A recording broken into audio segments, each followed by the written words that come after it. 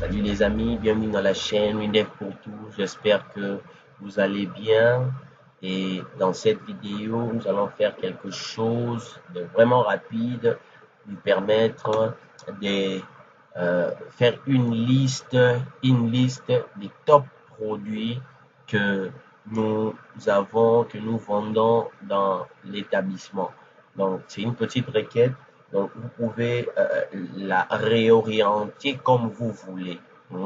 Mais dans cette vidéo, comme exemple, je vais utiliser des produits que j'ai eu à vendre avec l'application. Donc, nous allons voir comment réaliser un top produit des, des, des 10 produits les plus vendus dans l'établissement. Donc, et pour ce faire, je vais ouvrir un projet, un exemple de projet qui va me permettre de réaliser la chose. Je me rends au niveau de l'éditeur.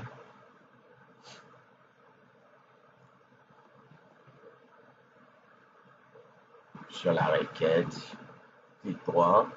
C'est une requête de type sélection. Et ici, je vais dire top. Je peux mettre top, mettons top 5. Bon, je peux mettre même top 10, c'est pas un problème. Si j'ai dit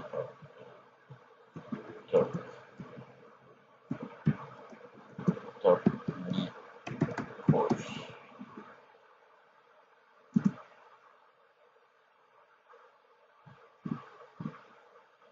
Je vais ajouter quelque chose ici. Sinon, il y aura des conflits. Ok. Comment réaliser cela? De quel fichier avons-nous besoin? Donc, pour réaliser cela, j'ai ici deux fichiers. J'ai le fichier facture et le fichier ligne facture. Le fichier facture recense les totales de chaque facture ou de chaque ligne facture, disons. Donc, on a des articles qui sont vendus sur ce fichier.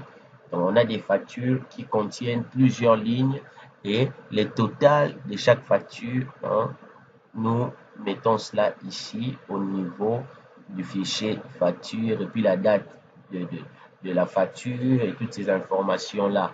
Vous voyez? Mais nous, ce que nous avons besoin, nous allons utiliser plutôt le fichier ligne facture. Pourquoi le fichier ligne facture? Parce que c'est dans ce fichier qu'il y a les articles en question. Donc, c'est ici que nous avons les articles. Dans le fichier facture, on a juste les totaux de chaque facture et les numéros de la facture ainsi que les numéros de chaque ligne et les numéros des lignes de chaque ligne de facture, pardon. Donc, nous, on a besoin du fichier ligne facture parce qu'ici, il y a les articles. Donc, qu'est-ce que nous avons? Je vais prendre l'article, lib article. Je vais aussi prendre le montant de cet article, le montant total après calcul de cet article. Vous voyez? Donc, j'ai mes deux montants.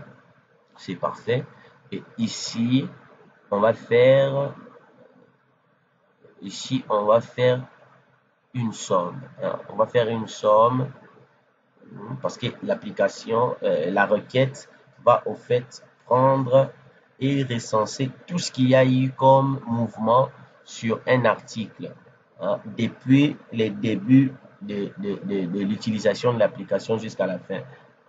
Mais vous pouvez varier la requête comme vous voulez. Il n'y a pas de restriction à ce niveau-là. J'ai fait une somme ici.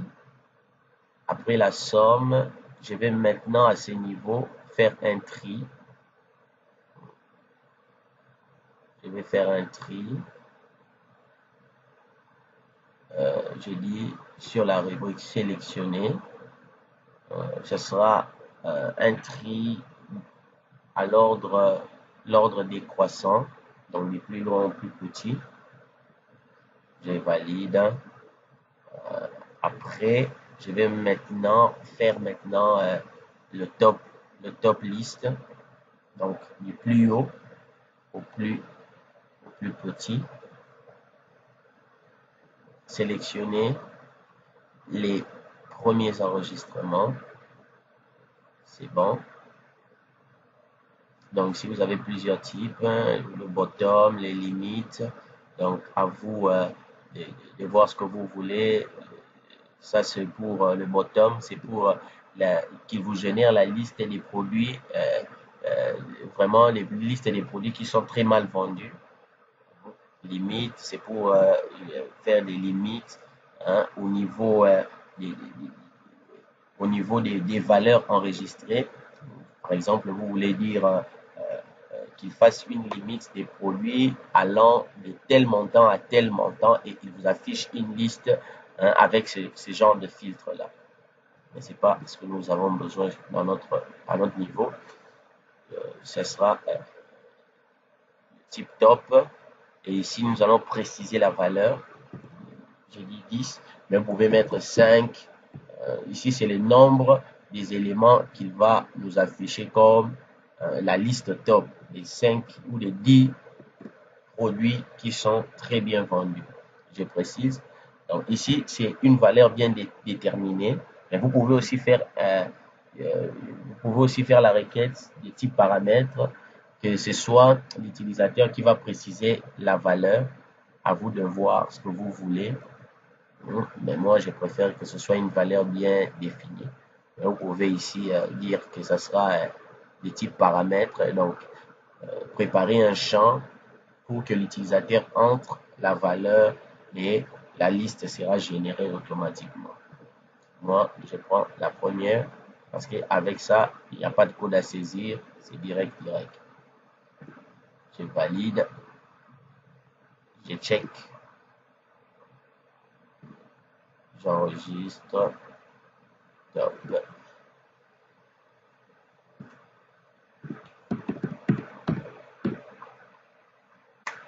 C'est bon. Vous voyez ici, on a les produits et on a ici la liste des top produits avec un tri par ordre croissant. Par ordre décroissant plutôt. Du plus grand au plus petit, vous voyez comment ça descend. Et ici,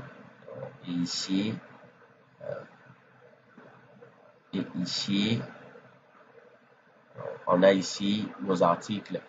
Donc ici, moi, j'ai que 4 articles, mais par rapport à notre requête, nous allons aller jusqu'à 10. 10, ça sera la limite.